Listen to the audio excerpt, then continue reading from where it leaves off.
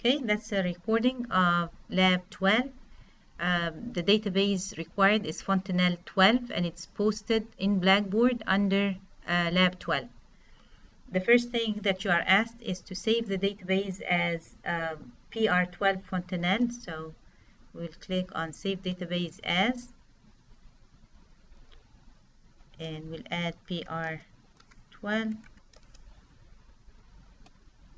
We'll remove the thing at the end and click Save. They are asking you to open the professor assignment query. So remember we said in a database you have 4 different types of objects in there. You have the tables, and these are the building blocks. These are where you store information in. And then you have queries, and these are questions that you are posing to the database. So they are reports that answer a specific question that you have. And then we have forms, and we said forms are just a front end for the tables. So because the tables are just like columns and rows, the forms are much better or a much nicer way to present the information to the user. The report is a nice way for you to print a query. So if you have posed a question and you want again to print the results of the query are in again columns and rows. So if you want to format it in a better way, you should create a report for that query, and that would make the printout look very professional. So you're asked to open a query. As you can see, you can again click at the edge of each of the columns and to see everything. So we have a professor first name, the last name, the class that they are assigned, the section number, a description for that class, and how many credit hours it is. Now, you will see that the information coming from for the query comes from several tables. And actually, if you go under Home, you can click on Design for the query, and you can see there are 3 tables that are involved in that query. I need the class information so that I can get the description and credit. I need the section so I can get the section number. I need the professor first name and last name from the professor table. And you can see, even though they are going from left to right, classes first, sections, and professors, you can choose which appears first in your query. So if I want professor first name, I will double click on professor first name first, and then professor last name. And then I'll go to class number, and it says in classes, so over here. And then section number in sections. And then description back in classes. And then credits from classes. Now, the only way that you can write a query that will have information from multiple tables is if the tables are linked. See, I have a link between the tables. There is no way that you can pull a query from multiple tables unless, and I hope that you all remember this, unless the tables are linked. So I have to have links between the tables. Now it tells you in the book that there are 54 records coming out of that query. So this is the design of the query. Remember we said there is a design view and a data sheet view for the tables. Same thing for the query. This is the design for the query. I'm specifying what do I need to see in that query. And when I run it, I see the actual data. So that's what we call the data sheet view. That's the data sheet view. So it says you have 54 records. See the 54 over here? These are the number of records that you have, which means that you have 54 sections, different sections that you are offering in your schedule this semester. They ask you to double click on Dahlgren. So I don't know where is Dahlgren. I'm going to search for it in that in the search box at the bottom of the screen. So DAH, and here it is. And I want to type almond.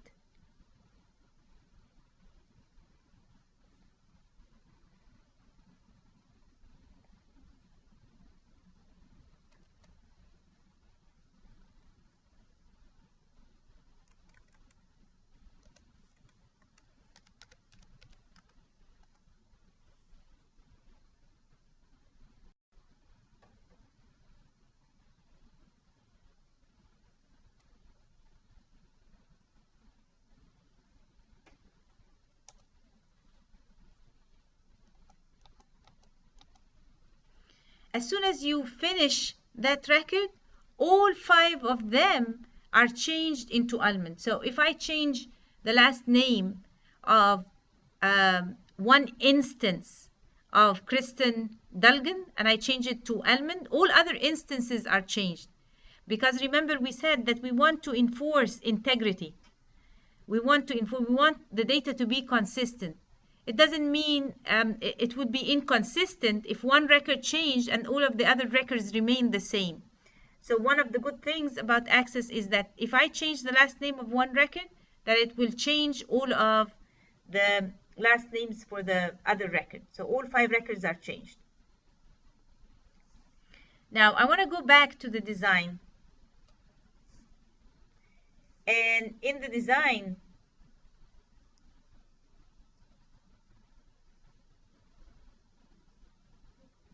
I want to add the time to the query. So I'm going to double click on time, and you can see that it got added to the query.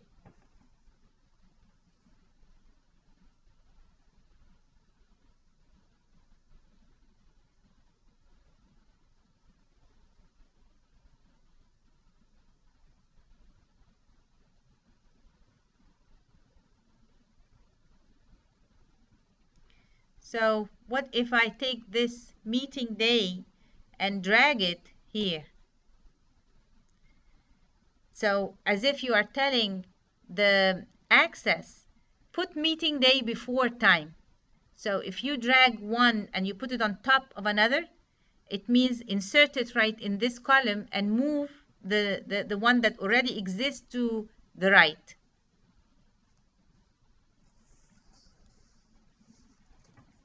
Now we want to sort the query in ascending order for the professor. So see here, there is a sort, and it says ascending by the professor last name, and also by the class number. So it's sorted first by last name and then by class number.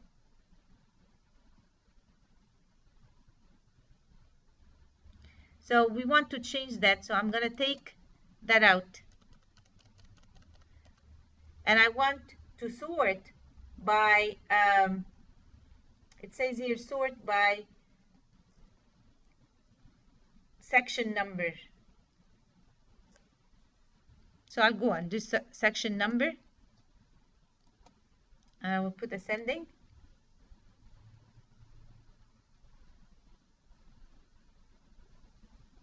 So I'm searching first by class number and then by section number. Let's run and see how this happened. So I no longer have the last name Almond at the beginning. I have Lakeland, because remember I said sort by class number first. So accounting 109 appears, and then 111, 121, and I have several sections of 121. So now they will appear in order of the section number: 121, 48, 121, 49, 121, 50. See, they are in order of the class number and the section number.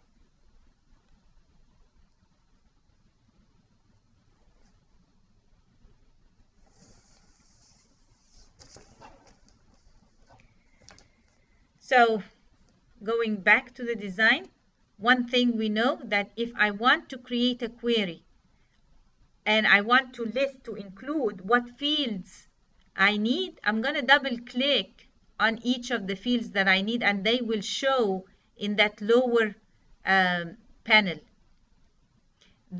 if I want them in a specific order, then I need to specify that order by clicking the ones that I need to see first and then the second. I can also add new ones after I run the query. I can go back to design and add new ones, and that's what we did with time.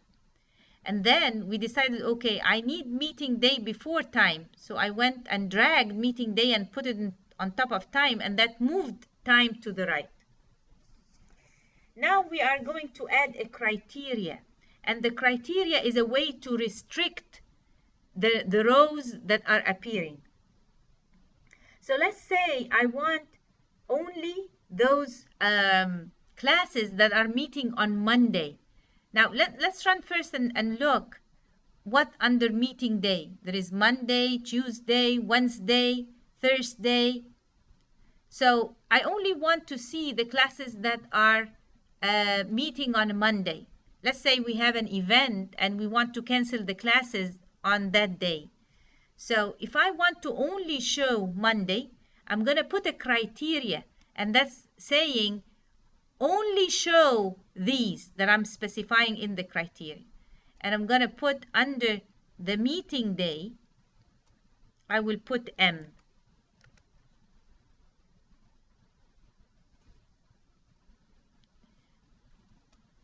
And now when we run, you see that all of the classes that are now listed have meeting day Monday. Now going back to the design, we will see that Excel automatically added the double quotes for me. Usually any text should be enclosed between double quotes. So if you want to put a criteria, let's say we want to find if Professor Almond is teaching on a Monday. So I'm going to put Almond. Usually you should put the text between double quotes. So I should put it between double quotes here. But if I don't, Excel will help me and will actually do it. Let's see if Almond teaches on a Monday. And actually she teaches on Monday from 1 p.m. So a criteria is a way for you to restrict the view. Remember, we had 54 originally, 54 records without the criteria. So when we run, there are 54 records in there. I want to only show those that have Monday class, so that's a criteria. That's a restriction.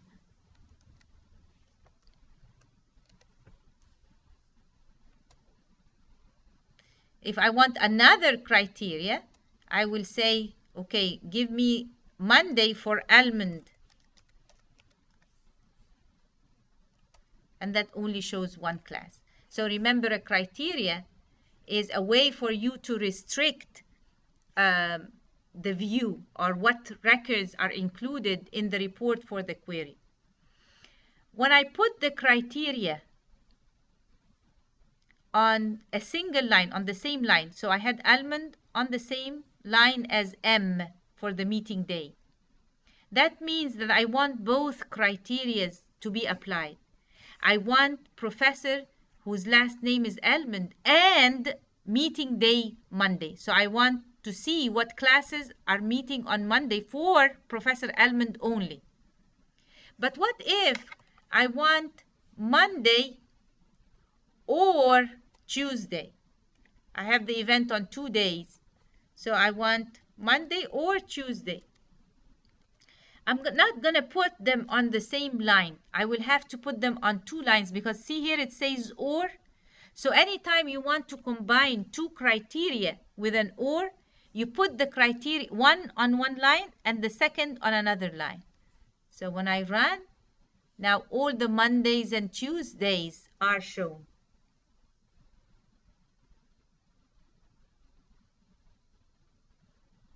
Okay. So remember what we had done. We grabbed or double clicked on a particular field and that added that field to the query. We grabbed one and put it on top of another and that moved the next one to the right.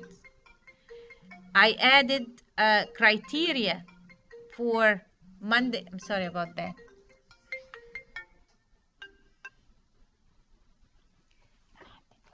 أنا عندي كلاس كيف دلوقتي؟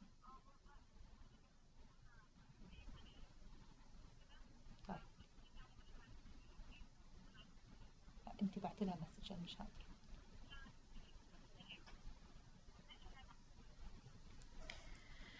Okay, so we had criteria Monday and Tuesday, and Monday or Tuesday, and we had to put them on two different lines. Or when we wanted a criteria for Monday and Professor Elmond, we put them on the same line. We also are able to sort in ascending or descending order. So we sorted by class number and by section number. So this is what we have done, or it appears up on page 283. Now they ask you, so let's remove that. And we want to go back to the datasheet view. So we only see 15 records that are on Monday.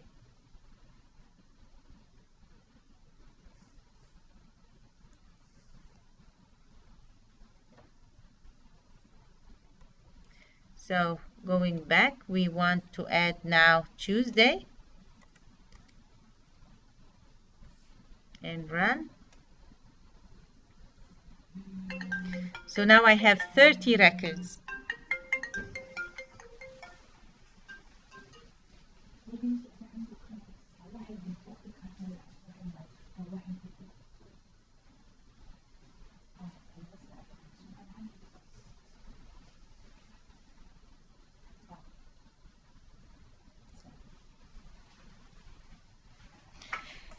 Schools are out and my kids are just like letting me know that they are back from school, so I'm so sorry about that.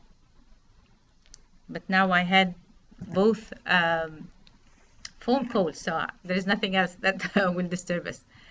So we have now 30 sections instead of the 15. If I want to only show those that are meeting at 1 p.m., so again, I will go back, and now this time I will put under the time section, I will put 1.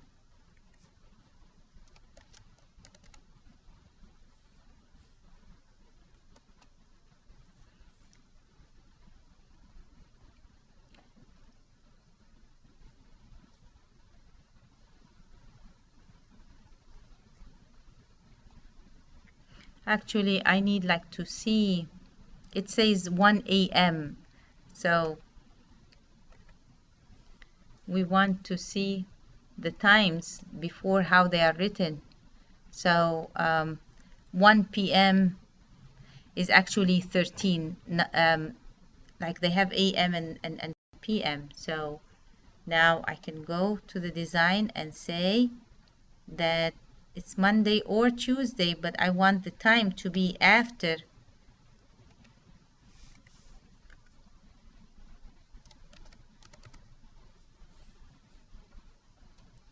So now, oh, still it's showing A and M.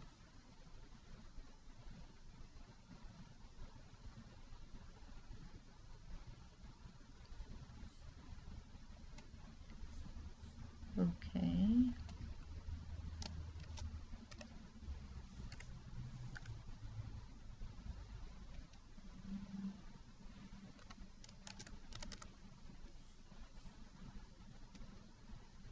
Okay, so I have to put it because I want on both days after 3 p.m. So Monday after after 1 p.m. Monday after 1 p.m. and Tuesday after 1 p.m.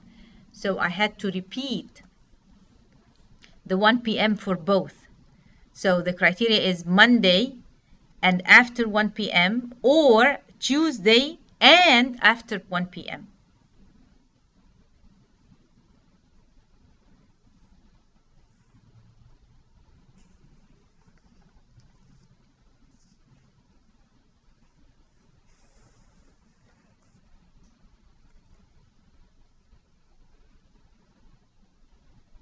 So now you need to save that query, and then they want you to close it. This time we are going to create a new query ourselves. So I'm going to click on the create. Remember, anytime you are asked to create a table, create a form, create a query, you always have to go under the create tab. So I want to create a query. I'm going to click on the query design. And my query, I want to show the students and the courses that they are enrolled in and the sections, and also to have the names of the classes.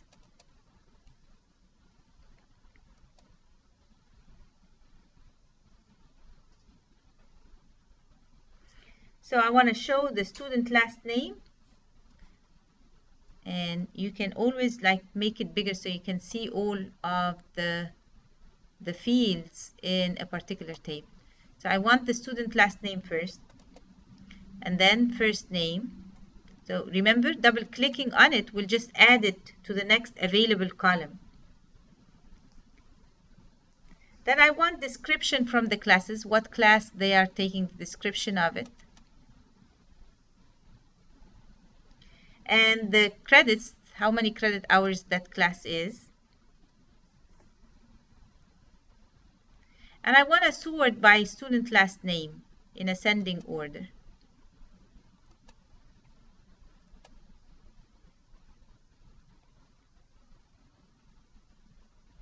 And I also want to sort the description after that in ascending.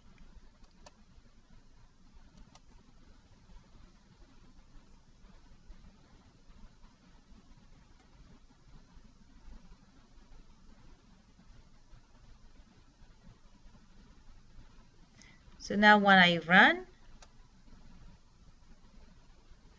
I can see that I have 66 students. It's listed now. I have Adams, Ali, and Adams is taking geometry, retail management, and survey of economics. Ali is taking geometry 1, retail management, Atmosel, database programming, Bach, principles of supervision, and so on.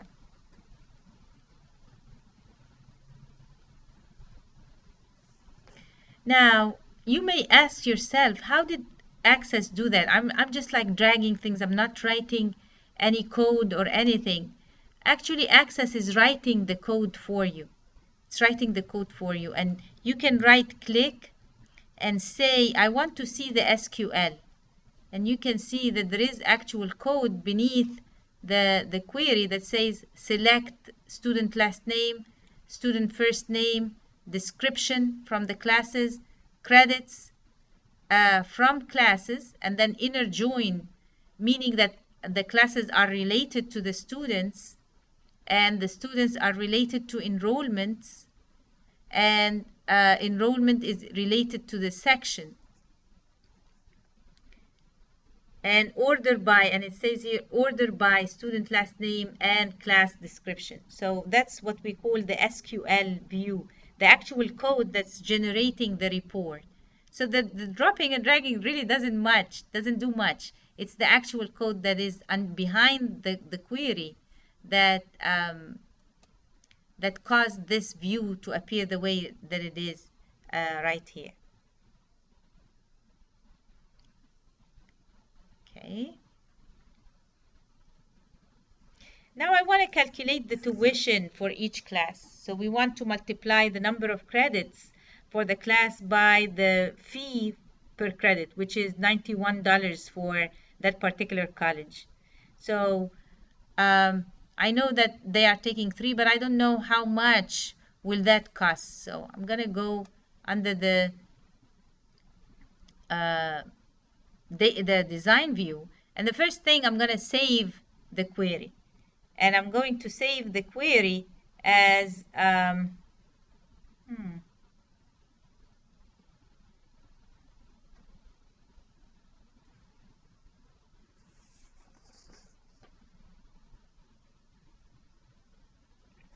student tuition.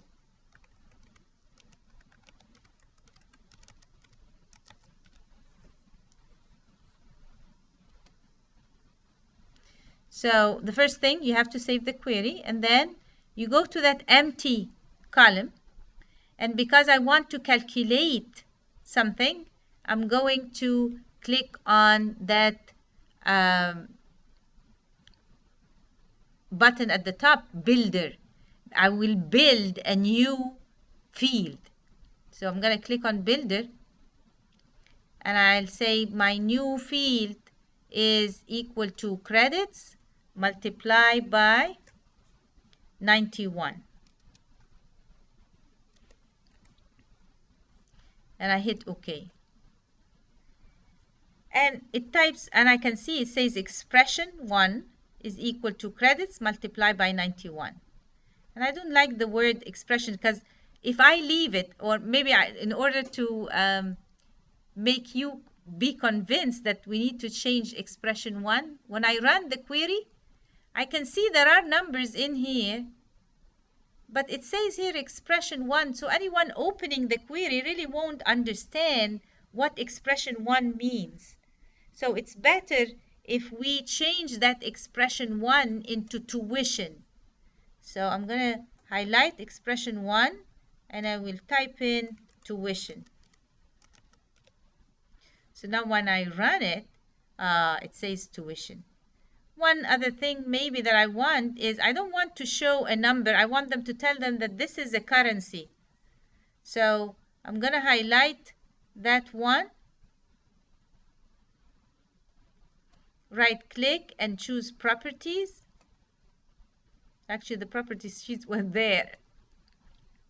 So if you don't see the property sheet, if you see it on the right, that's fine. So here I want the format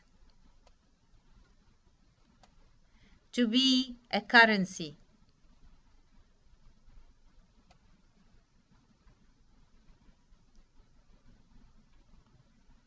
So that when I run the query, I can see that there is a $sign and there is 2 decimal places in there.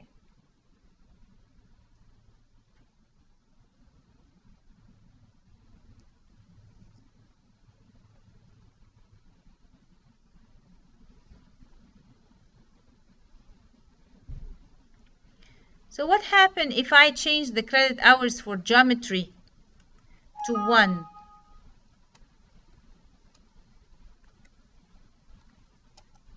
See, the amount changes right away, because that's a calculated field. So now I'm gonna go take it back to 3, and it is $273. I'm gonna save that.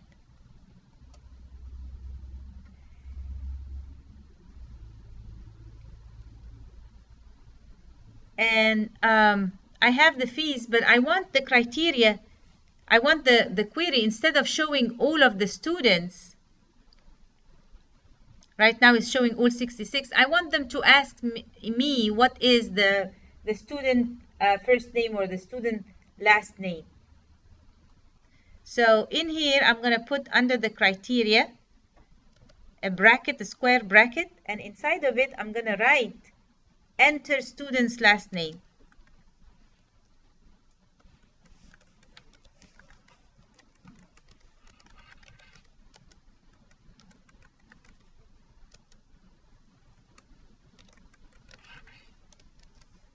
And I will close the bracket. What this is going to do is that it will not show any record now. It will actually ask me, enter the student last name. And now I have to provide a last name for the student. And let's say it is York. So I want to find out what York is taking and how much he owes. So I'm going to type in OK. And see, York is taking algebra, principles of supervision, retail management, survey of economics. But it tells me all of them. I want the total. I want to see a total. So I'm going to click on totals here. And it say, what do you want to total? And I want to total the tuition I want to sum it. So the total for York is $1,092.